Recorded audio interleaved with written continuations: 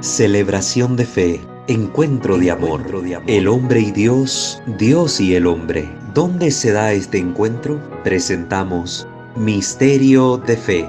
Escúchanos y conoce más sobre las expresiones de nuestra fe creída y celebrada en la liturgia. Señor Jesús, mi Salvador, amor eterno, amor divino. Muy bien, queridos hermanos, hemos visto ya lo principal, lo que es el concepto de liturgia, y hemos venido haciendo un proceso para poder entender cada uno de los elementos de este concepto. Hemos dicho que la liturgia es el acto público, el culto público de la tría de adoración, con el cual el Padre es adorado por el Hijo en el Espíritu Santo, y del cual nosotros, como miembros de Cristo, es decir, iglesia, participamos. Entonces nosotros como iglesia adoramos al Padre por el Hijo en el Espíritu Santo, y a la vez este acto de liturgia se vuelve el medio de santificación del pueblo de Dios. Hemos dicho que el corazón de la liturgia se encuentra en el misterio redentor de Cristo, misterio de su pasión, muerte y resurrección. Cristo que se entrega por nosotros. Un misterio que comienza desde el momento de la encarnación, tiempo de gracia, tiempo de gloria, que se inaugura en la historia de la humanidad con el fiat de María Virgen. También vamos a ir viendo el papel que juega la Virgen en la liturgia. Todo esto mediante el proceso que estamos llevando, y a medida que vayamos avanzando, vamos a ir viendo nuestra participación también en la liturgia, que es acto de Cristo, pero nosotros también tenemos una función no solo pasiva, donde recibimos, sino también activa, que damos nosotros también. Hablamos que la liturgia, para que pueda ser realmente vivida por la iglesia, por nosotros los cristianos, y manifestada por nosotros, debe ser un acto coherente. Nuestra vida debe mostrar coherencia entre lo que creemos y lo que hacemos. Tiene que ser una sola cosa. No podemos nosotros realmente tributar el culto que el Padre desea por parte de otros si nuestra vida no es coherente. Puedo yo alabar a Cristo, alabar al Padre, alabar al Espíritu Santo, si hago lo totalmente contrario. La liturgia es un acto sagrado, sacro. Lo sacro es lo santo, y lo santo es lo totalmente distinto de lo profano, de lo mundano. Entendamos acá no solo profano como lo material o la realidad temporal. Entendamos desde la dimensión espiritual esto profano como lo mundano, que es contrario a Dios, según lo que dice las cartas de San Juan, los tres grandes enemigos que nosotros tenemos: el demonio, el mundo y la carne. Entonces, todo lo que es contrario, si lo hacemos en nuestra vida, se convierte en obstáculo para que nuestro culto sea agradable a Dios. Yo puedo estar en misa, puedo estar en un sacramento participando, puedo estar haciendo el rosario, pero si mi vida no va coherente con lo que yo digo profesar, esos actos, en vez de agradar a Dios, le agradan. Distinto es cuando yo, en una condición de pecado, me quiero acercar a Dios y empiezo a hacer estos actos, pero con el deseo ya del arrepentimiento, de volverme a Él y de irme con Él. A la situación donde yo ya me acostumbré al pecado, o vivo en un tipo de pecado permanente, un tipo de vicio en mi vida. Recuerden que vicio es todo aquel acto malo repetitivo que ya se volvió parte de nuestra vida y que no queremos dejarlo, y entonces en ese estado de vida nos atrevemos a orar. ¿Qué pasa? Recibimos de parte de Dios las mismas palabras que el pueblo de Israel, que estaba jugando a estar en agua. Por un lado adorar a Dios, y por otro lado estar bien con los paganos adorando a sus dioses. Entonces vino el Señor un momento y dijo: me da asco sus celebraciones, yo me tapo los ojos para no verlos cuando elevan las manos hacia mí, me tapo los oídos para no escuchar sus plegarias, mis narices para no oler el incienso de sus oraciones y ofrendas. Eso también es aplicable a nosotros como cristianos, aplicable a nosotros como cristianos. A mí de nada me sirve estar tratando de hacer 1000 actos litúrgicos o participar en 1000 actos si mi vida nunca se configura con Cristo. La liturgia me tiene que llevar a esta configuración, pero yo debo dar el sí como María, el fiat como María a la obra de Dios. Y abrirse, ese fiat es aperturarse, aperturar la vida a lo que Dios quiere hacer en nosotros. Precisamente el fiat de la Virgen es un hágase en mí. Es decir, Dios obra en mí. No soy yo el que voy a obrar, sino el que me voy a abrir a la dinámica para que Dios obre en mí. Y ahí va a ser Dios y yo. No soy yo solito. Es Dios conmigo. Porque si no se nos aplica también lo que dice Juan 15 en la parábola de la vid y los sarmientos, donde Jesús dice, sin mí nada puedes hacer. Y una obra hecha sin Cristo no sirve para nada. No sirve para nada. No agrada al Padre, no agrada a Dios. Entonces, coherencia. Esto hemos hablado en general de la liturgia en estos 2 o 3 últimos encuentros que hemos tenido. Finalmente cerramos el encuentro anterior hablando sobre lo que miramos en el video de qué es la Iglesia Católica, para comprender que la Iglesia tiene una diversidad de ritos. Tienen su origen precisamente en la expansión de la buena noticia por las distintas fronteras de los judíos.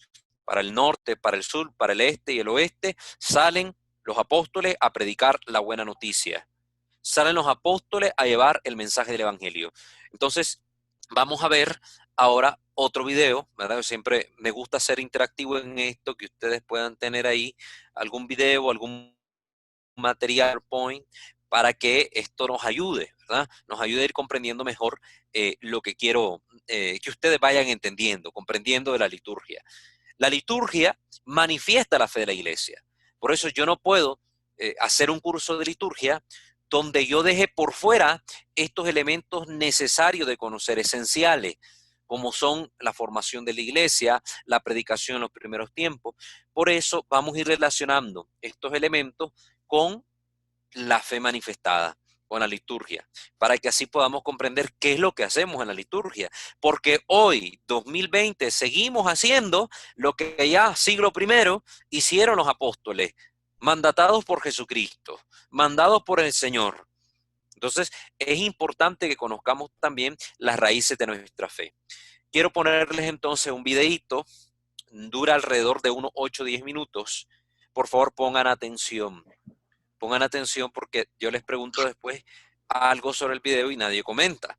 Entonces, me parece como que no estamos atentos. Entonces, tratemos de poner atención en los elementos que el video presenta para que así surjan en nosotros cuestionantes o se aclaren dudas o pues nos permita cambiar nuestro panorama de acerca de las cosas. Entonces vamos a verla. Este videito de 10 minutitos es un documental de media hora, pero yo quiero que miremos los 10 primeros minutos y después de unas breves palabras vamos a ver los últimos 3 minutitos del video para que consolidemos el aprendizaje de hoy, que está en relación precisamente con lo que ya aperturamos como tema la semana pasada, que es conocer nuestra realidad. 24 ritos distintos conforman nuestra tradición cristiana en cuanto a la celebración, 24 iglesias diferentes en cuanto a la manifestación de la fe, por su tradición litúrgica propia, por su cultura propia, pero que somos un solo cuerpo de Cristo, una santa iglesia católica, apostólica, en comunión con la sede de Pedro, con la sede del Papa, con Roma, ¿no? Que es la clave principal que tenemos que tener siempre en mente. Entonces este video de hoy nos va a ayudar a tener un poco más de claridad al respecto. Voy a compartirles entonces mi pantalla. Me dicen por favor si se ve, si se escucha, si no, para poder yo ver cómo regla. Muy bien. ¿Se ve ya la imagen? Todavía no. Me dicen que ya se vea. Tengan siempre su cuadernito a mano, su lápiz, para que vayan tomando nota, ¿verdad? Empezando a compartir, dice. Ok, muy Ya. bien. ¿Ya puedo ver la imagen? Ok, voy a darle play entonces.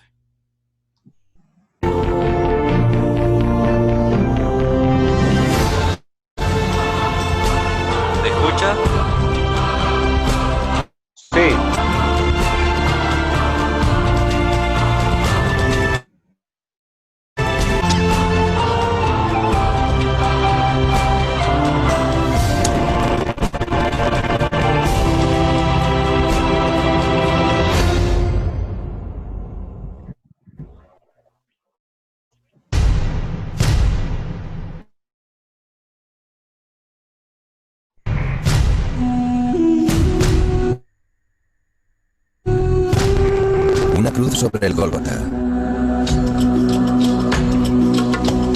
Para los romanos marca el fin trágico del orden. Para los fariseos sella la derrota de un falso profeta, de un blasfemo que se decía hijo de Dios. Ha triunfado el judaísmo que ellos encarnan.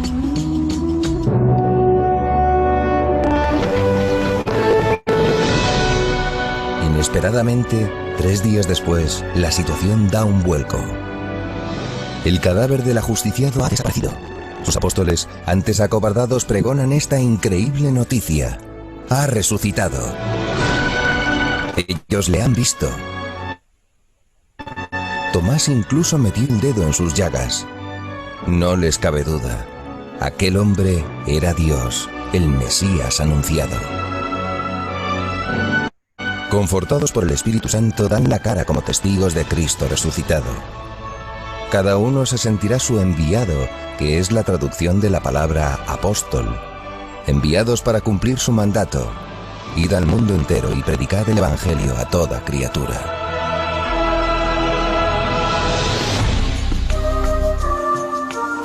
Pero, ¿qué era el mundo entero? ¿Y qué significa el Evangelio? Evangelio quiere decir buena noticia, el mensaje de salvación que ellos habían oído de labios del Maestro. ¿Y el mundo? De él poco sabían aquellos pescadores de Galilea, pero se lanzaron a su conquista. ¿Convertir el mundo pagano a la religión de un crucificado? Una locura, sí. A menos que aquel nazareno fuera todopoderoso.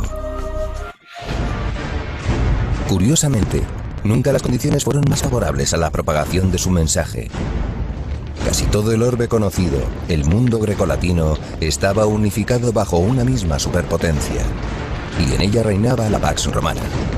30 legiones de hierro la protegían. Las vías de expansión del cristianismo han sido las mismas vías comerciales y del ejército.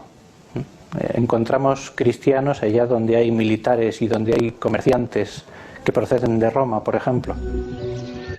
Las comunicaciones en aquel colosal imperio eran óptimas. Por tierra, las calzadas romanas enlazaban las regiones más recónditas. Sólidamente construidos, sus puentes y acueductos subsisten hasta nuestros días. Por mar, el Mediterráneo era conocido como Mare Nostrum. Consideraban el mar Mediterráneo como un camino, era una gran autopista. Entonces los navegantes, que partiendo de los puertos de Tiro, que comerciantes,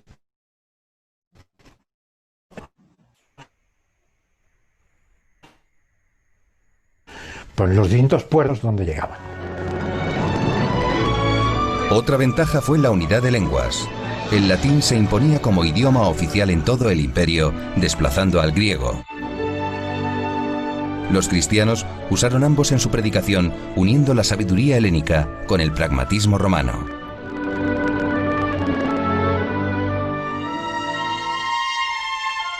La primera evangelización fue una gesta impregnada del heroísmo y la santidad de los 12 apóstoles. Su fe vibrante y una especial acción del Espíritu Santo arranca las primeras conversiones. Cerca de 3.000 son bautizados tras el primer sermón de Pedro.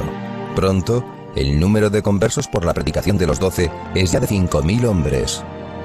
En las casas privadas anuncian a Cristo Jesús. De día en día crece el número de discípulos. Entre ellos hay incluso algunos sacerdotes de la antigua ley. No hay que olvidar que el número de judíos que se hicieron cristianos fue enorme en el primer momento. Estamos hablando de muchos miles de es decir, prácticamente el judaísmo se dividió en 2. También los no judíos empiezan a convertirse ya en esa época. El mismo Pedro bautiza al centurión Cornelio en Cesarea. Eso produjo estupor, pues era un incircunciso, un romano. En Antioquía, numerosos griegos abrazan la nueva fe. Allí es donde los discípulos comenzaron a llamarse cristianos. San Pablo, el apóstol de los gentiles, bautiza a personas de toda raza en sus famosos viajes por el Mediterráneo. La nueva religión no a Unisio. Pero convertir el imperio no iba a resultar fácil. Le dijo Jesús a sus discípulos: si me han perseguido, otros os perseguirán. Y en efecto, ellos mismos padecieron ya las primeras persecuciones. No las instigaron los romanos, sino las autoridades judías. Hasta el año 63-64, el Imperio Romano, las autoridades romanas, no vieron nada contra los cristianos. Era un problema ajeno. Cuando llevan a San Pablo ante Acilio Glabrio en Corinto, Acilio Glabrio es el hermano de Séneca, no lo olvidemos, es muy importante. Y le acusan de que no, mire usted, no me vengan ustedes con cuentos, yo de esto no tengo nada, absolutamente nada que ver. Es una cuestión suya, interna. En este momento lo vuelve a Roma y es puesto en libertad. El Sanedrín no había logrado silenciar a los apóstoles. Tratará, pues, de eliminarlos. Casi todos los apóstoles sufrirán martirio. El primero fue Santiago, el matado por Herodes en el año 42. Le seguirá Santiago el Menor, primer obispo de Jerusalén. Aquí quiero que vayan escuchando precisamente dónde mueren cada uno de los apóstoles para que se den cuenta hasta dónde se había extendido también la predicación cristiana. Felipe corrió la misma suerte en Asia Menor. Andrés, hermano de San Pedro, fue crucificado. De Bartolomé algunas tradiciones afirman que debió morir en Armenia. Mateo derramó su sangre seguramente en Persia. Allí, como en Egipto y Mesopotamia, predicaron Simón en Celotes y Tadeo, también mártires. En la India, la tradición afirma que evangelizó y recibió martirio Santo Tomás. Esa misma corona obtuvieron San Matías en Etiopía y Bernabé, compañero de San Pablo, en la isla de Chipre, su patria. El evangelista Lucas es venerado igualmente como mártir. La primera persecución imperial quedó escrita con letras de sangre en los anales de Roma. Fue obra de un monstruo o loco que se creía artista, Nerón. Mandó asesinar a su propia madre, por lo que no era de extrañar que el pueblo le creyera instigador del incendio que asoló Roma en el año 64. Muy bien. ¿Pudimos ver el video con claridad todos? Sí. Sí. Sí. ¿Por qué vimos este video? Sí, muy bien. ¿Por qué vimos este video? Primero, para tener la claridad de que los apóstoles desde el principio estaban convencidos de aquello que predicaban. Un convencimiento radical que les llevaba incluso al martirio, a dar la vida. La liturgia celebrada se vio coronada por el martirio, en el caso de los apóstoles y los primeros discípulos que, como continuará diciendo el video, entregarán su vida en el circo romano. Este video a nosotros nos da claridad de cómo actuó la primera comunidad cristiana. Actuó con celo y amor para defender, para proclamar el mensaje que habían recibido de nuestro Señor. Predican más allá de las fronteras de Israel. Nos recuerda que el Señor nos ha dado un evangelio que es universal, un mensaje destinado a llegar a todas las naciones. Por eso, como bien nos enseña el video, se hizo propicio el momento en que Cristo manda a los apóstoles a predicar, que era el momento en que el Imperio Romano tenía prácticamente control de todo el orbe conocido. Y el cristianismo, gracias a esta razón histórica, tuvo la oportunidad de llegar ahí hasta donde el Imperio Romano permitía llegar. Es decir, incluso de las fronteras del Imperio Romano, con aquellos pueblos con los que Roma tenía algún tipo de trato comercial, o hasta esas tierras. Por ello me gustó la parte donde se habla del martirio de los apóstoles, porque se ven a uno llegar a Asia Menor, a otros morir en la India, como a San Bartolomé en Armenia. Armenia es incluso la primera nación, el primer reino del mundo en adoptar el cristianismo como religión oficial. Lo hace antes del Imperio Romano. El Imperio Romano adoptó como religión oficial con el emperador Teodosio I el Grande y el edicto de Tesalónica del año 380. En Armenia ya había en el 312 o en el 300, no recuerdo bien la fecha, pero hay un gran rango de tiempo de diferencia entre y Roma en cuanto a ser oficial la iglesia. Entonces, vean cómo se expande el cristianismo. Llega hasta todos estos lugares. ¿Qué implica llegar a estos lugares? Como bien escuchamos en el video, los cristianos predicaron usando tanto la lengua propia, la lengua natal, como las lenguas, de ahí donde llegaban, especialmente dos, el latín y el griego. De esto conservamos vestigios en nuestra liturgia. Uno en nuestro rito propio, el rito romano, que tenemos la opción de todito, en latín, pero también tenemos vestigios del griego dentro de nuestra liturgia. Llega momentos en que cantamos, hablamos en griego y ni cuenta damos. Por ejemplo, con el Señor ten piedad. Ten piedad, cuando lo cantamos, ¿verdad? Para la misa latina, se canta en griego. Es el famoso Kyrie eleison. Kyrie es Señor, pero está en griego, no está en latín. En latín, Señor es Dominus. Dominus. Miserere nobis. Señor, ten piedad de nosotros. En Kyrie eleison. Christe eleison. Entonces, toda nuestra liturgia hasta el día de hoy conserva vestigios. Estos momentos dentro de la celebración se hablaba porque ahí en esas comunidades paganas donde se evangelizó, lo que se hablaba era el griego. Entonces, el griego también era parte de esa lengua común entre los paganos que permitía la evangelización y por ende entra también en nuestra liturgia.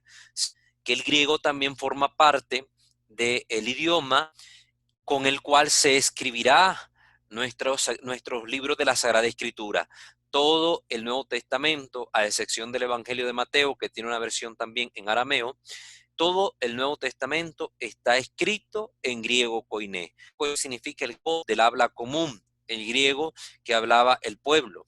De hecho, entre el hebreo y el arameo también existe esta diferencia. El hebreo ya era un lenguaje más clásico para los judíos, un lenguaje más de literatura, y el arameo era el idioma propio con el que más se comunicaba. Por eso también en la Biblia vemos este fenómeno, que se actualiza el lenguaje y por eso muchos libros, además de estar en hebreo, aparecen en arameo, cual no fue rara también la actualización que se dio luego del idioma en la escritura cuando los israelitas fueron deportados, fueron exiliados a Babilonia y fueron exiliados a otras tierras y aprendieron los territorios del griego. Y por eso es que existe también la versión griega del Antiguo Testamento, ¿no? Que es la versión conocida también como la versión de los 70, luego escrita por 70 o 72 eruditos judíos que hablaban también el griego y entonces crean esta versión de la escritura en lengua griega. Entonces, ahí donde el cristianismo llegó, hace uso de las herramientas propias de la región, hablando en cuanto a cultura, en cuanto a lenguaje, en cuanto a tradición. Entonces, esto también va a influir en los ritos. Esto también va a influir en las iglesias nacientes y se van a formar distintas comunidades, pero todas estas comunidades van a tener siempre un punto de unión.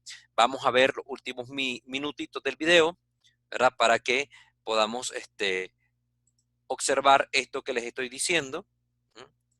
Observar esto que les estoy diciendo. Voy a volverles mi pantalla. Vamos a ver eso último. Pongamos silencio, por favor. Aquí está. Compartir. Para que miremos ese detalle que nos hace ver pues este video. ¿Ya están viendo la pantalla? Sí, ok. Entonces, por favor, continúen. Bajo la autoridad pastoral de una apóstol. Lo vendía, ponía el importe a los pies de los apóstoles y se proveía a lo que cada uno necesita. La comunidad cristiana tuvo desde el principio una organización jerárquica. En cada ciudad se establecía una iglesia local bajo la autoridad pastoral de un apóstol o de un obispo. Un colegio de presbíteros y diáconos le asistían en materia litúrgica y disciplinar. Esos núcleos cristianos no crecían aisladamente unos de otros. Había una verdadera comunión entre iglesias locales. Todas se sentían integradas en la misma Iglesia universal. El nexo de unión era el obispo de Roma. El sucesor de Pedro ejercía su primacía sobre las demás iglesias, velando por la sana proliferación de cada una de ellas. Un testimonio de la autoridad del sumo pontífice en la iglesia primitiva es la carta que el Papa San Clemente le escribe a los de Corinto a final del siglo I.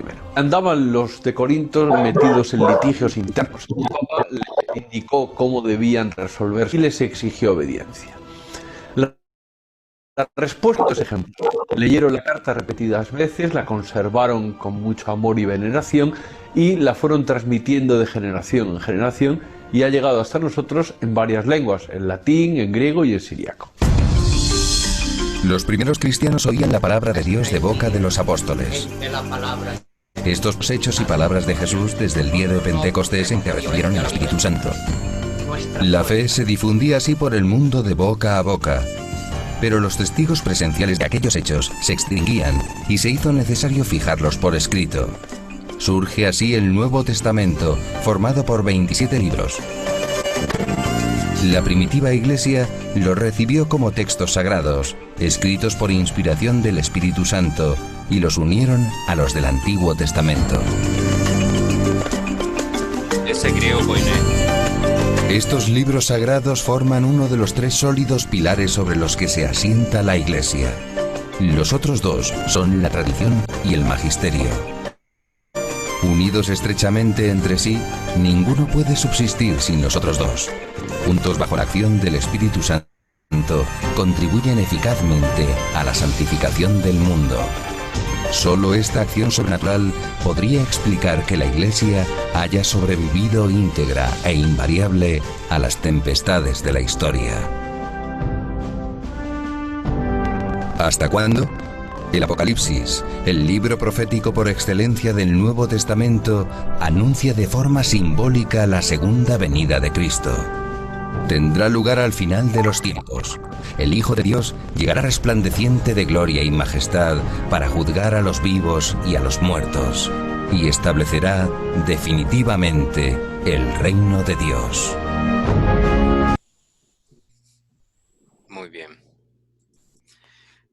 Entonces, pudimos observar en el video, en este punto, algo que es capital o de capital importancia, que es precisamente la comunión de estas tradiciones distintas, de estas iglesias distintas, las iglesias locales, con la unión, mejor dicho, de todas estas con la persona de Pedro, con la persona del Papa.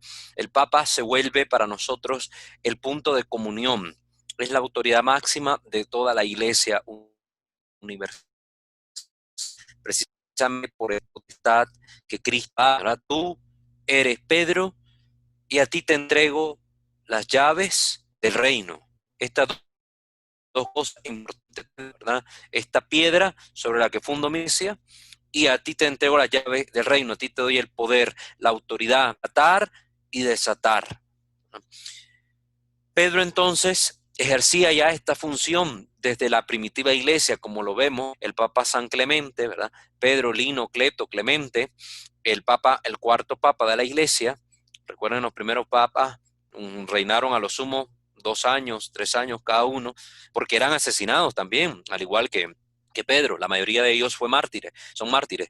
Entonces ya nos da una constancia en el siglo I de ejercer esta autoridad petrina sobre la iglesia de Corinto, una iglesia que era una iglesia local, fundada ahí también por el apóstol Pablo, con su obispo propio a la cabeza, un obispo que podía ahí resolver. Sin embargo, el Papa mete mano en esa comunidad, cuenta de un problema que está sucediendo, y él exige, como lo escuchamos en el video, obediencia, sumisión a su autoridad cuando mandata algo. Entonces, todas estas tradiciones litúrgicas oran por él. Todas tenemos comunión espiritual a través de la oración. Oran por el Papa, por muy diversas que sean. Y pues esto era lo que yo quería mostrarles con este video inicial. ¿Alguna pregunta hasta el momento? Todo esto nos está dando fundamento de lo que vimos el jueves pasado, para que miráramos por qué hay 24 iglesias. Algunos me estuvieron mandando algún chat, preguntándome algunas cositas. Entonces este video nos ayuda a fundamentar un poco esta realidad. Aquí que el cristianismo con celo fue predicado por los apóstoles a distintos lugares y que el evangelio se va a ver matizado en su presentación o predicación por la cultura propia de esos lugares, ¿no?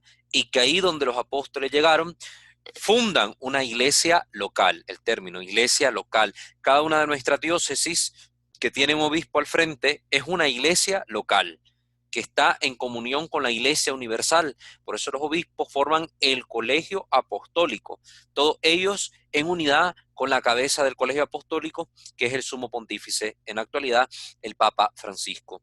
Entonces esto es importante que nosotros lo sepamos, una iglesia local. Entonces, si ustedes también vieron al final del video, se explicaba que estas iglesias locales, que tenían una autoridad, una cabeza, tenían una comunión jerárquica. Ya nos deja ver esto, que desde el principio, constata la Escritura, hay una jerarquía eclesiástica. Esta jerarquía es querida por Cristo, porque precisamente los apóstoles, como nos deja constancia el libro de los Hechos, tuvidos por el eligen, por ejemplo, a Matías para suceder a Judas Iscariote, el traidor. Ellos lo hacen primero orando. El Espíritu Santo es el que va a designar a Matías como el sucesor, como el que va a reemplazar a Judas Iscariote. Entonces, todo lo que los apóstoles hicieron, lo hicieron movidos por la acción directa del Espíritu Santo. Por ende, tiene fuerza para nosotros, tiene una fuerza divina detrás, que esa es la autoridad con la que se realizaron estos actos y que les dé el valor de permanencia hasta nuestros días. Ellos, con esta autoridad, por eso es que empiezan a fundar, porque ellos son los que lo fundan, los distintos ministerios dentro de la iglesia. El primero que fundaron entre ellos fue el diaconado. Después de que los apóstoles reciben de parte de Cristo el sacerdocio, el primer ministerio que inauguran es el ministerio de los diáconos, para predicar, para asistir a las viudas, para asistir a los huérfanos. Eligen a los famosos 7 diáconos que aparecen en los Hechos de los Apóstoles. Después de los diáconos, ellos empezaron a elegir cabezas para las distintas cosas, llegando a predicar y de las cuales tenían que marcharse para ir a otras. Entonces crean la figura de el presbítero y el episcopo. Presbítero, que significa anciano, hacía referencia también a estos hombres de mayor edad dentro de las comunidades, respetables y distinguidos. Estos ancianos, término presbítero, se confundía en los primeros siglos con el término episcopo. Episcopo ya es el obispo, es el supervisor, significa. También en otros lados la traducen como superintendente, que es el que usan por lo general los testigos de Jehová o algunas sectas protestantes. Pero pues estos dos roles, en el principio no había una clara distinción, prácticamente porque en algunos lugares el presbítero y el obispo era el mismo. El tiempo se fue haciendo más clara esta división tripartita de la jerarquía ministerial de la iglesia, y se fue viendo pues que el obispo es el sucesor del apóstol y necesita colaboradores dentro de la organización del pueblo de Dios que le asistan para regir y enseñar. Y es ahí donde nace la función propia de los presbíteros, colaboradores del obispo. Y a los diáconos ya también que eran colaboradores del obispo, pero en su función específica. Entonces ya desde el principio nosotros vemos en la Escritura atestiguada esta división tripartita del ministerio de los diáconos, los presbíteros y los obispos. Los obispos a la cabeza y sucesores directos de los apóstoles. Ellos pues celebraban la liturgia. Deja ver esto también, que ya desde los primeros siglos hay una manifestación vivida y celebrada por parte de los cristianos. Una celebración de un rito, una celebración de la fe. lo más básico, lo más antiguo que se celebra dentro de la iglesia y que nos hace ver esto, la escritura, es precisamente la fracción del pan, como se llamaba también a fracción del pan, también llamada la cena del Señor, la cena del Señor. Entonces, los cristianos desde el principio lo celebraron. Y como escuchamos en el video, pues los obispos juntos con sus presbíteros y diáconos hacían las funciones litúrgicas. Ellos son los que están a la cabeza del pueblo para hacerles presentes los misterios de la fe, no solo por la enseñanza, sino también la acción de los distintos ritos. Pues estos ritos celebrados por los obispos, pues van a ir adquiriendo estas dimensiones propias de cada culto. Es que vimos en el video anterior los distintos ornamentos de los sacerdotes, como lo vamos a ver en otro video la próxima sesión, que también nos va a ayudar a ilustrar un poco más esto de lo que estamos hablando. Entonces, ¿hay hasta el momento alguna pregunta? Llevamos apenas 40 minutos de la sesión, ¿verdad? ¿Alguna pregunta sobre esto? Quien quiera hablar, por favor, enciende su micrófono, dice su nombre y nos hace la pregunta o el comentario. Recuerden que no es tonto el que pregunta, sino más bien el que no pregunta, porque no hay pregunta tonta.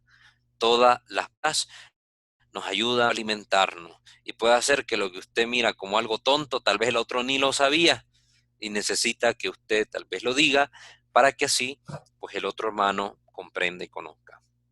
Escucho.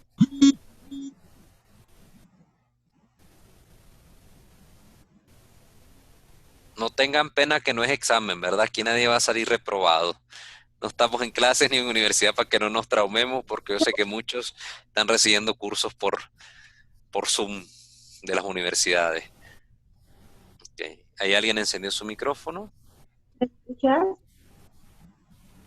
Sí, ¿quién habla? Soy Elizabeth. Elizabeth, ok, Elizabeth, le escuchamos. Hola, pues yo soy Elizabeth, estoy aquí. Buenas noches a todos. Buenas noches. Desde México también, desde Tlalpan. Sí. Y bueno, mi pregunta, me perdí ahí un poquito cuando nos estabas explicando lo de obispo, diácono y presbítero. ¿Cómo va la jerarquía entre ellos? Sí, el sacramento en la actualidad se llama sacramento del orden. No del orden sacerdotal, muchos e incluso desgraciadamente en algunos libros encontramos este error.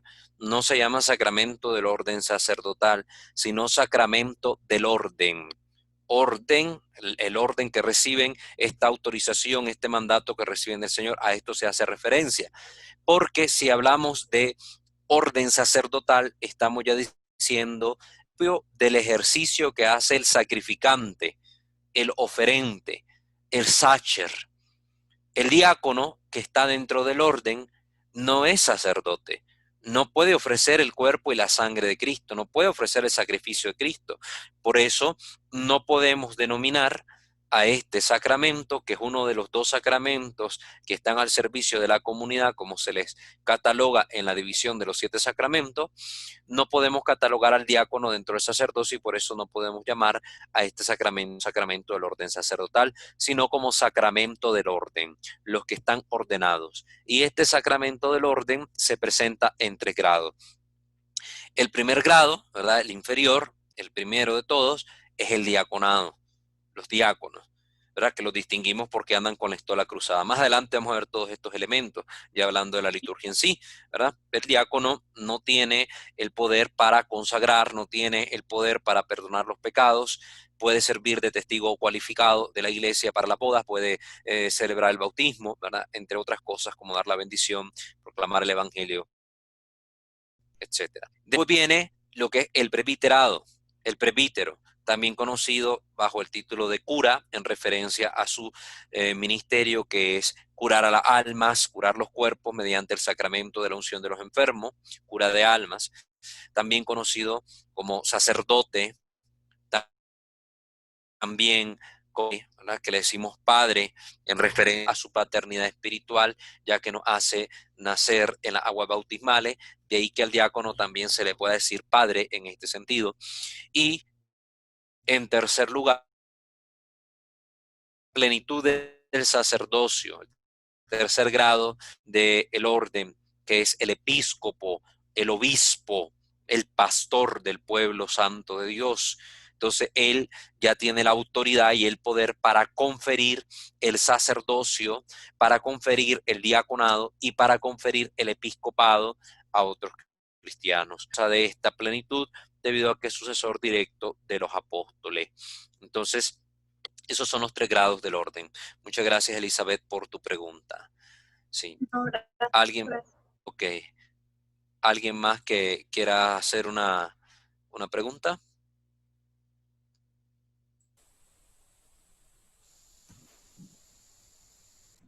Hola, buenas noches a todos. ¿Quién habla? Buenas Doris, noches. ¿qué tal? ¿Cómo está? Doris. Ok, Doris, le escuchamos. Estoy un poquito confundida, o sea, sí entendí todas las divisiones, ¿verdad? Pero el arzobispo, él está después del obispo, ¿no? O más arriba. Estoy un poquito confundida con eso. Gracias por hacer la pregunta. Cuando hablemos ya propiamente de esto, vamos a entrar más a fondo, pero para que tengamos claridad, hay otros títulos, hablemos más de títulos o de cargos que dentro de los ministros, dentro de la jerarquía, se confieren para distinguirlos por algún mérito, para distinguirlos por algún rango que se les vaya a otorgar. Entonces tenemos, por ejemplo, el arzobispo. Dentro de un país tenemos las conferencias episcopales. Entonces, la conferencia episcopal está conformada por todos los obispos de ese país, pero dentro de ese país, por ejemplo, un país tan grande como Estados Unidos, tenemos no solo una conferencia episcopal de los obispos estadounidenses, tenemos distintas diócesis y arquidiócesis. La arquidiócesis viene siendo como la diócesis principal en medio de un conjunto de diócesis. Ese conjunto de diócesis que están en torno a la diócesis principal se llaman diócesis sufragáneas, ¿verdad? Que son pertenecientes a esta diócesis principal, y la diócesis principal, para distinguirse, se llama arquidiócesis.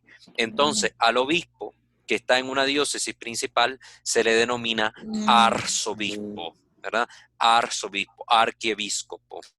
Entonces, el arzobispo es como un título que recibe el obispo de esa diócesis principal para distinguirlo del resto de obispos. También hay otros títulos, ¿verdad? Como cardenales, como monseñores.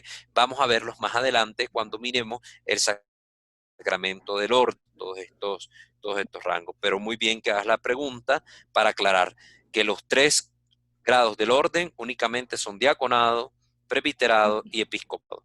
Cualquier otra cosa que escuchemos ahí, que monseñor, que cardenal, que prelado, que arzobispo, todo eso ya son títulos, son honor, la iglesia reviste a alguno de sus ministros, ¿verdad? Pero eso lo vamos a explicar más adelante. Lo importante es que dejemos claro estos 3 que están atestiguados en la Escritura.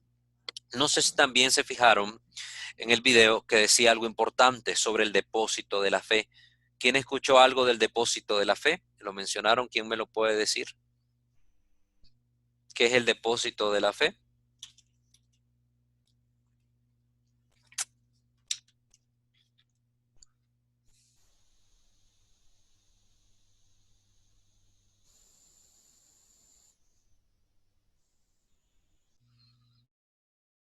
¿Alguien se acuerda? ¿Alguien escuchó? No, no lo escuchamos, padre. Bueno, yo no lo escuché bien. Bueno, ¿alguien más? ¿No es la fe que tenemos manifestada en uno mismo? No, pero sigan sacando las ideas. Es bueno que las saquen para ir viendo qué creen ustedes que es y qué es lo que realmente es. La liturgia que manifiesta la fe de la iglesia. Van cerca, están atisbando, ¿verdad? Algunas respuestas, pero sigamos intentando. Vamos, alguien más.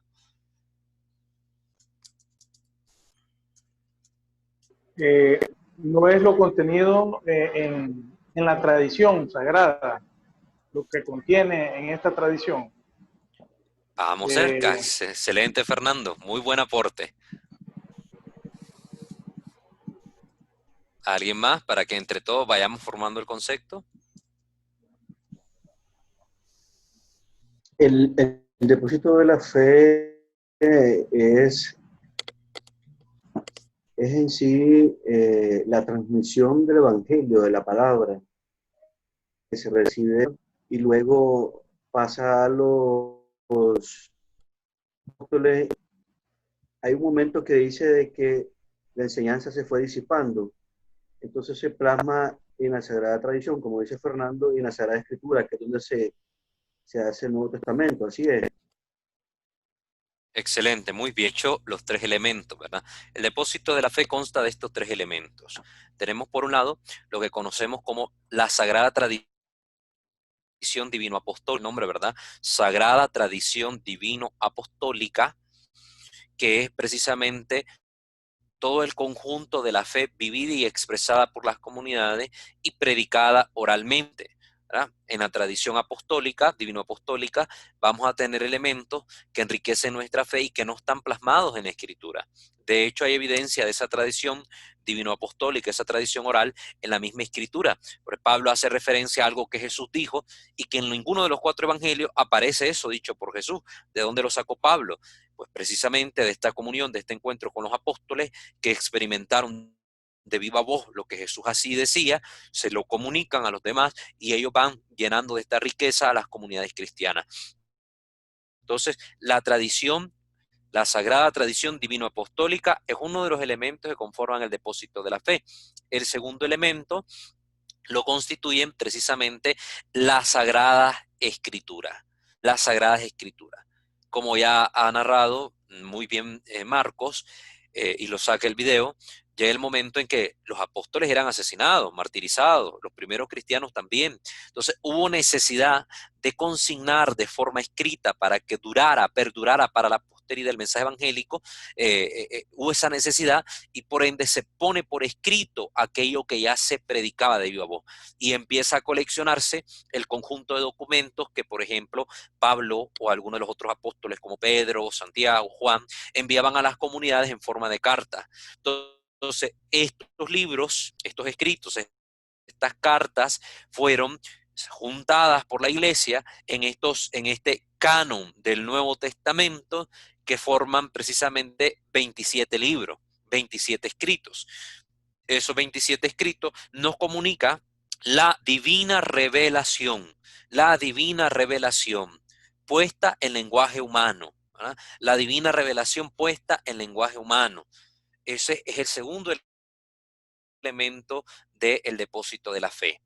Tradición divino-apostólica y la Sagrada Escritura, que contiene la divina revelación, la palabra de Dios. Esos dos elementos necesitan un tercero. El elemento tercero es fundamental, que es el magisterio eclesiástico. Oígase el término magisterio eclesiástico. ¿Por qué es esencial? Porque es precisamente este magisterio que lo conforman en primer lugar los apóstoles y después de los apóstoles sus sucesores, que los apóstoles eran como los obispos, pongámosle, para que entendamos, eran los obispos primeros. Ya después ellos fueron designando a otros obispos, a sacerdotes y a diáconos. Entonces, ellos son los autorizados para podernos decir precisamente cuáles eran los libros que contenían palabra de Dios, porque había muchos escritos que ya rondaban por la primera comunidad, mucha correspondencia, muchos textos. Ellos que tienen la acción del Espíritu Santo, ellos que recibieron este poder, esta potestad de parte de Cristo, son los que nos dicen, estos libros son los divinos, son los inspirados. Ellos con su predicación son los que comunican la experiencia de vida de Jesucristo, la vivida con ellos en comunidad. Ellos son los que transmiten, de ahí viene la palabra tradición, tradere, transmitir. Ellos son los que transmiten de viva voz esta revelación que conocen. Entonces es el magisterio el auténtico intérprete de estos otros dos elementos, de la sagrada tradición divino-apostólica y de la divina revelación contenida en las Sagradas Escrituras. Entonces es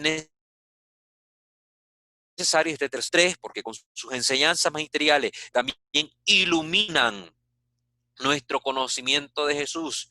Ellos orientan nuestra vida cristiana por la potestad que recibieron es decir, el Espíritu Santo, que les continuaría revelando, dándoles a conocer esta verdad de forma más plena, ellos también con sus enseñanzas enriquecen tres elementos que constituyen el depósito de la fe de nosotros los creyentes. Entonces el magisterio es el que está ahí para decirnos cómo interpretar la Escritura. Por eso nosotros no somos como los protestantes, que creemos en la libre interpretación y que cada quien se sienta delante de una mesa con la Biblia, lee quiere y a como quiere y lo interpreta como cree él que está bien.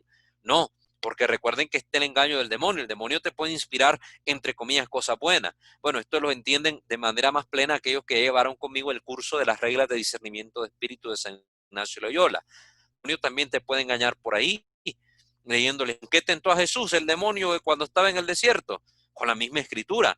Entonces, el demonio no está exento de manipular el conocimiento de la escritura para enredarnos, confundirnos y llevarnos a sus fines, a perseguir sus fines malévolos. Por eso es el magisterio el que nos orienta. Nosotros tenemos la confianza de estar en la verdad porque aquellos que recibieron el espíritu de la verdad nos mantienen en la pureza de la verdad. Recuerden que ¿quién recibió el Espíritu Santo? Lo recibió la iglesia. Por eso en la misma escritura no va a decir que la escritura es el fundamento de la verdad. Al contrario, la primera carta de Timoteo 3:16 dice, la iglesia es columna y fundamento de la verdad.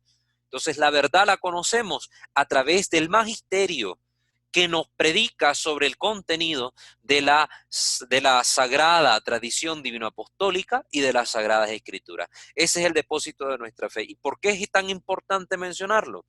Porque toda la celebración litúrgica pone de manifiesto el depósito de la fe. Todo. Los tres están intrínsecamente unidos. Magisterio, tradición y sagrada escritura. Los tres. No puede uno separarse del otro e interpretarse independientemente. Necesariamente llama a los otros dos elementos para que participen de la interpretación. Por ende, la liturgia, para ser un acto verdaderamente manifestador de nuestra fe, tiene que hacerlo según el contenido del depósito de la fe. La liturgia no va a celebrar algo que el depósito de la fe no nos enseñe o no contenga. Pongámosle los dogmas. Los dogmas que han sido manifestados por el magisterio, los dogmas precisamente son contenidos de la fe y los celebramos en la liturgia. Por eso tenemos, pongámosle, la Santor de la Inmaculada Concepción el 8 de diciembre, tenemos la de la Maternidad Divina el 1 de enero. Entonces, la liturgia en sus distintas formas, dentro de estas 24 tradiciones, dentro de estos 24 ritos distintos, manifiesta la fe de todos los creyentes. Estos elementos son de capital importancia. Por eso hablamos ya del magisterio, que son los sucesores de los apóstoles, con el Papa a la cabeza. Siempre se ve ahí la comunión, profesamos la misma fe, porque tenemos la certeza de que estamos en la única iglesia fundada por Cristo y que es el sucesor auténtico de el apóstol Pedro. Hay una línea continua que va desde el Papa Francisco hasta el apóstol Pedro, si nos vamos así haciendo un proceso en retrospectiva. Entonces, esto tenemos que tenerlo claro. ¿Hay alguna pregunta también sobre esto? Después no digan que yo les enseñé herejías o les enseñé locura. Que andan diciendo, ahí en un curso me dijeron esto y yo no he dicho eso, porque se quedaron con la duda y después andan diciendo lo que según ustedes entienden. No es solo lo que entienden, sino lo que es. Las dos cosas, ¿verdad? Lo que es y lo que yo entiendo de eso que es. Alguien que quiera preguntar, recuerden que yo no muerdo y ni siquiera estoy cerca para decir que le voy a jalar las orejas o algo. No. Estamos a distancia, ¿verdad?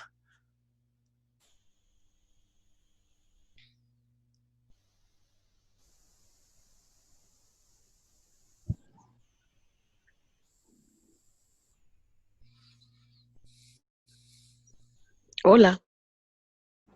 Buenas, Carolina. Te escuchamos, Carito, desde Estelí. Díganos. De Stalingrado.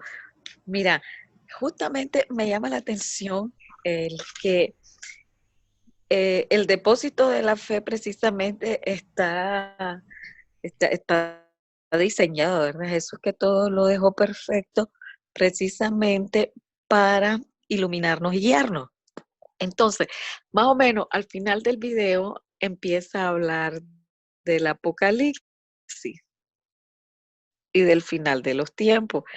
Entonces, yo justamente hoy he andado pensando en eso, ¿no? Porque muchas personas, con relación a los tiempos de la pandemia, los tiempos actuales, si todo el mundo se anda preguntando, Dios mío, estaremos al final de los tiempos.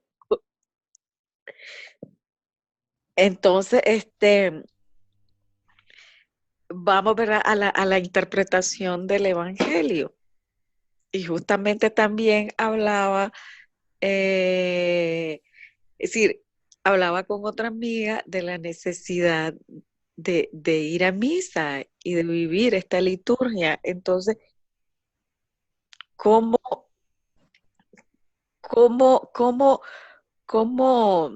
qué te digo yo? Es decir, me imagino que para esto, para los nuevos apóstoles, está siendo difícil, pues, mantener esta fe en medio de esta crisis. Entonces, cada momento se tiene que ir adaptando a la realidad. Recordemos que precisamente la iglesia que Jesús fundó y el mismo Jesús como ser tierno que es, se hizo presente en la historia. El ser eterno entra en la historia de la humanidad en el momento de la encarnación. Y la iglesia, que es cuerpo místico de Cristo, continúa la presencia de Cristo a lo largo de la historia de la humanidad, y ahí donde está. La realidad de los misterios divinos se hace presente en nuestra historia por la iglesia, en la iglesia y con la iglesia, que es el sacramento universal de salvación dejado por Dios al mundo entero, a la humanidad entera. Entonces la iglesia, presente en la historia de la humanidad, sufre las realidades transformadoras de esta historia, sufre los cambios de época, se adapta a estas realidades sin diluir la esencia de la fe. Por eso es un error cuando nosotros pretendemos modernizar la iglesia para adaptarla a nuestros tiempos. Esto yo no sé dónde lo han sacado, porque ni siquiera el Concilio Vaticano II pretendió eso. El Concilio Vaticano II habla de un ayornamiento, de una puesta al día en cuanto a las formas y los métodos para que la iglesia pudiese comunicar mejor su mensaje en los tiempos actuales, hablando en aquel momento. Nunca dijo que cambiar el mensaje o actualizar el mensaje, jamás.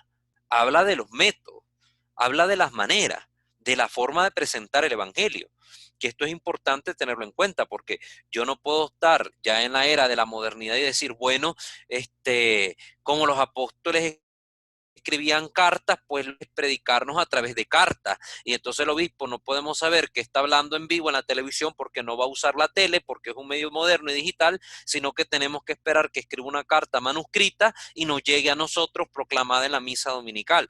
No.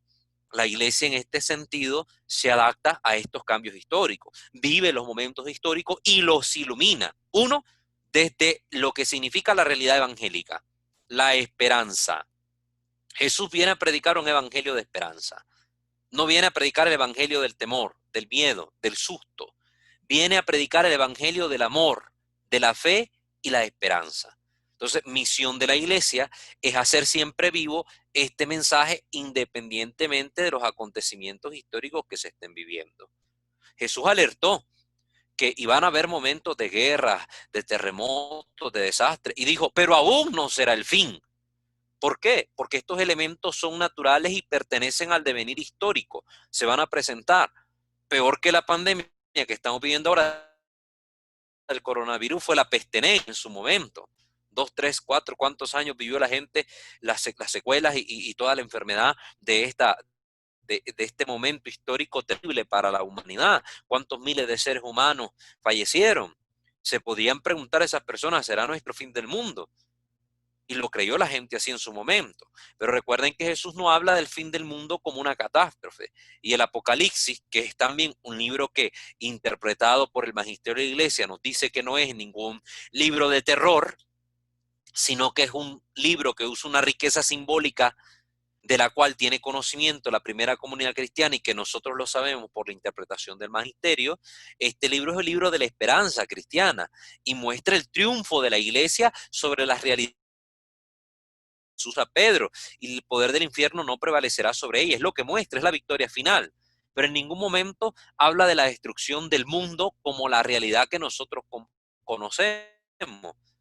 Habla precisamente del triunfo de la iglesia sobre estas realidades de pecado, sobre el ámbito en el cual el demonio es el rey, el que gobierna. Por eso la figura de las bestias que aparecen ahí. Pero bueno, no me voy a meter a la interpretación ahorita del libro del Apocalipsis porque no es nuestro tema en cuestión. Sin embargo, nosotros como cristianos debemos saber que cada una de estas realidades que vivimos forman parte del devenir histórico, pero que este devenir histórico, este cambio de tiempo, estos momentos que se van suscitando, este transcurrir de acontecimientos, no son ajenos a Dios, no son ajenos a la iglesia, no son ajenos a la revelación, sino que cada uno de estos momentos debe estar iluminado por Cristo. Y nosotros, queridos hermanos, somos las velas en las cuales la llama de Cristo quiere arder para iluminar al mundo. No nos olvidemos de eso. Nosotros somos la vela en la cual la llama de la luz de Cristo quiere arder para iluminar al mundo. Entonces, ante estas situaciones como las que vimos hoy, no debemos exasperarnos. Precisamente la liturgia se vuelve a nosotros fuente de consolación, porque cada vez que nosotros asistimos a la liturgia, aunque sea digitalmente, estamos viendo la victoria de Cristo sobre la muerte. Proclamamos a un Cristo que muere pero que resucita. Proclamamos un Cristo al cual le decimos, ven ya Señor Jesús, que ya vendrá. A un Cristo que vuelve a traer a su iglesia, que vuelve a hacerse presente.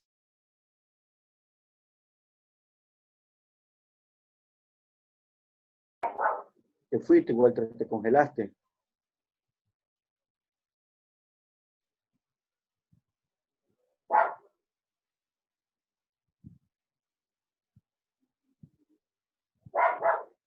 Revisa el internet.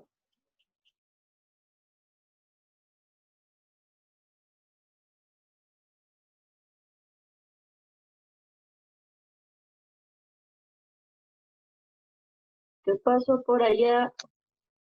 Parece que me sacó el programa, ¿verdad? Hoy lo actualicé el Zoom y tal vez alguna cuestión técnica debe ser. Ustedes saben cómo es la tecnología y pues ni modo, aquí estamos. Lo importante es que no nos echamos a morir. Excelente. Entonces, ¿alguna pregunta más? Muy bien, Carolina, agradezco tu intervención. ¿Alguien más que quiera preguntar sobre lo que hemos hablado? La próxima semana veremos la parte ya de los ritos. Es el rito, los diferentes ritos. Vamos a entrar en este sentido para que comprendamos la diferencia que hay, por ejemplo, entre un rito y una celebración, entre el rito y las rúbricas. Todo esto es importante que lo manejemos, ¿no? Ya vamos a ir cada vez aterrizando más a donde queremos llegar, porque en el curso vamos a tratar de irnos centrando poco a poco, así, desde lo más general a lo más específico hasta centrarnos en el sacramento que manifiesta la fe por excelencia. Estamos hablando de la Eucaristía. Entonces vamos a ver todos los elementos de la Eucaristía, pero en su momento. Ahorita estamos yendo desde lo más general hasta lo particular para que tengamos el máximo de fundamento o de bagaje que nos permita comprender luego lo que hablemos allá. ¿Sí? Entonces hay que tener fundamento en las cosas, porque si no solo estamos hablando de los elementos superficiales, pero no llegamos a la raíz. Y yo quiero que ustedes tengan raíz donde sostener lo que estamos conociendo sobre nuestra fe. Ustedes que me han preguntado sobre, por ejemplo, la formación bíblica o sobre estos temas del Apocalipsis, recuerden que yo les envié al grupo, y si alguno no tiene enlace, les envié al grupo el enlace de mi canal de YouTube, Creo Señor, Yo Creo. Ya creo que los tengo aburridos, ¿verdad? Muchos hablándoles de este canal. Pero ¿por qué se los repito? Porque no lo han visto, porque no han entrado a los links. Ahí está el contenido de lo que me preguntan. ¿Cómo se formó la escritura? Hay como 8 o 10 capítulos que son de 1 hora, más o menos 40 minutos cada uno, hablando sobre este proceso de la formación de la escritura. Es importante conocerlo porque es parte del depósito de la fe. Hablo sobre la sagrada tradición divina apostólica, también ahí en el canal. Vayan a verlo. Ahí en el mismo canal está todas estas interpretaciones de algunos signos del Apocalipsis que son más llamativos, del dragón de las 7 cabezas, del anticristo, del falso profeta. Todo eso ahí está en el canal y les puede ser muy útil. De hecho, del canal les mandé que desde ya fueran viendo los 10 capítulos dedicados a la Eucaristía, para que cuando lleguemos al tema de la Eucaristía ya haya una comprensión más inmediata de los elementos que se vayan a tocar acá. Son 10 capítulos finales del programa Creo Señor, Yo Creo, fueron dedicados al sacramento de la Eucaristía. ¿Sí? ¿Alguna otra pregunta? Elisa, tengo activado. Miro que tiene activado el micrófono, ¿va a preguntar algo? No. No se preocupe. A ver, ahí Gloria, ahí está Gloria, está Gil, Francis, Anayensi. Creo que Anayensi ya se desconectó. Ah, no, aquí está. Hermano Gustavo, ¿quiere preguntar algo? Nada más, si nos puedes aclarar un poquito, por ahí mencionabas sobre 24 elementos de la fe o ritos. No nos quedó muy claro un poquito, estaba tratando de descifrar. Fue lo que les envié al grupo de WhatsApp que vimos ya la vez pasada. No son 24 elementos, sino que son las 24 comunidades cristianas, las diferentes tradiciones que conforman a la Iglesia Universal, ¿verdad? Eso les envié todo un texto y un link. Sí, no, pero esa no era la duda. Es que tú ahorita dentro de lo que es el depósito de la fe, mencionaste los 3 elementos. Sí. De esos 3 elementos, tú dentro de la liturgia nos dices que hay 24 elementos. Mi pregunta es, ¿estos 24 elementos es todo lo que se celebra durante el año? ¿Son más fiestas? No. Que eso son 24 ritos que conforman la tradición de la iglesia manifestada. Entonces, en la liturgia, en estos 24 ritos, ¿verdad? Se va a manifestar la liturgia. La liturgia ya sea bajo el rito maronita, bajo el rito armeno, bajo el rito galicano. Entonces, se va a manifestar. Son 24 maneras distintas según las distintas iglesias que hay y que conforman a la única y santa Iglesia Católica. Ya tienen el material en el grupo, ¿verdad? De WhatsApp, tienen el video anterior, de la sesión anterior, tienen el video que compartimos dentro de la sesión donde se explica eso, y tienen también lo de los ritos que se los envié para que lo fueran leyendo y luego lo hacemos acá en la sesión. Entonces, si quieren completar un poquito más la información, éntrenle ahí. Muchas gracias, hermana Rocío y Gustavo, ¿verdad? ¿Alguien más?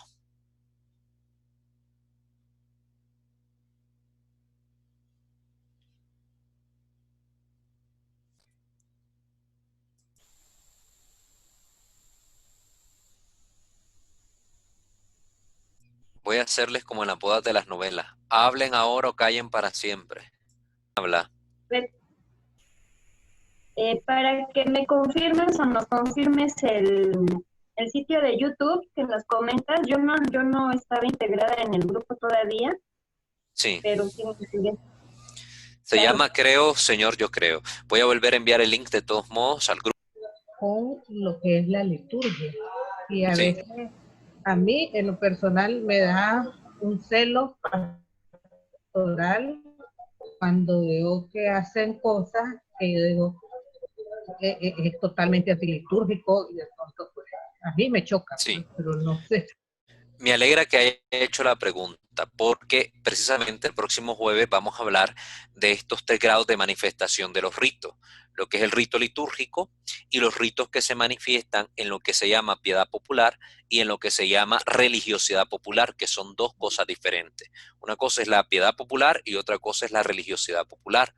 Y vamos a ver también que, como usted hace ver precisamente, a veces pareciera contradictorio lo que se hace dentro de la piedad popular con respecto a lo que se hace de la liturgia. Y precisamente esto viene de una desvinculación del acto manifestado con el contenido de la fe. ¿Por qué? Creemos una cosa, pero agarramos elementos del mundo, los mezclamos con elementos litúrgicos y creamos un fenómeno nuevo que queremos introducir dentro de lo que es la piedad popular, que es una cosa totalmente diferente. El próximo jueves vamos a ver qué es precisamente piedad popular, religiosidad popular y el rito litúrgico propiamente dicho. Porque estos son 3 grados de manifestación de fe. Es decir, uno no es malo, ni el otro es malo, ni el otro es malo. Los 3 son parte de, solo que dentro de la iglesia, en la madurez que ha alcanzado en su vida litúrgica y espiritual, ya hay una forma concreta, que es la propia, como iglesia, con la cual todos nos deberíamos identificar, porque la piedad popular tiende a ser acto más manifestado de la fe propia de un pueblo o de la fe propia de una persona. Entonces, piedad precisamente, que lleva el nombre de uno de los dones del Espíritu Santo, piedad habla del amor filial hacia Dios, del amor filial hacia Dios. Entonces, precisamente es un acto de fe manifestado desde la sencillez del amor. Pero vamos a profundizar el significado de esto el próximo jueves. Pero me alegra que lo haya dicho, porque ya nos va a quedar de introducción en la mente de todos los presentes para que el próximo jueves que lo toquemos, pues ahí lo vean. Pero sí, está bien que haya hecho esa salvedad. ¿Por qué? Porque así vamos viendo que tal vez eso que usted tiene de interrogante lo tienen los demás, porque yo era uno de los que antes, cuando miraba todas estas cosas, es un escándalo. Realmente hay cosas que son escandalosas, que no son ni apropiadas ni van de acuerdo al mandato del Señor ni de la fe cristiana. Y hoy se manifiestan dentro de las comunidades cristianas como algo propio de nuestra fe. Y no es cierto. No es algo propio de nuestra fe. Es una mezcla de idiosincrasia cultural con elementos de la religiosidad cristiana. Son otros 100 pesos. Gracias, hermana Eva. Gracias. ¿Nadie más?